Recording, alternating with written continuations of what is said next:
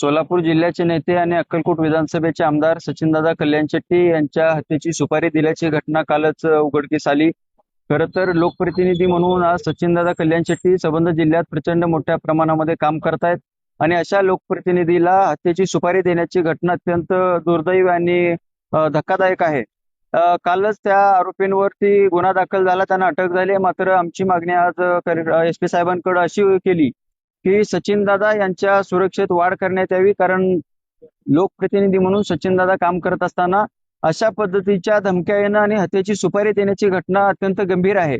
आणि अशा पद्धतीचा फक्त सुपारी देण्याचा विषय नाही, तर त्याच्या पाठीमागं एक शक्ती काम करत असल्याचा दाट संशय आम्हाला आहे आणि पोलीस प्रशासनावरती विश्वास आहे की सचिनदादांना त्यांनी सुरक्षा वाढवून देण्यात यावी, कारण सार्वजनिक जीवनामध्ये काम करत असताना आज अक्कलकोट ठिकाणीच नाही तर संबंध जिल्ह्यातनं हजारो लोक सचिनदादांना दररोज भेटण्यासाठी येत असतात आणि अशा लोकप्रिय नेत्याला हत्येची सुपारी देण्याची घटना, त्यांना धमक्या येणं अत्यंत गंभीर आहे आणि त्यांना सुरक्षेत वाढ करण्यात यावी अशा पद्धतीची मागणी आम्ही आज SP साहेबांकडे केलेली आहे।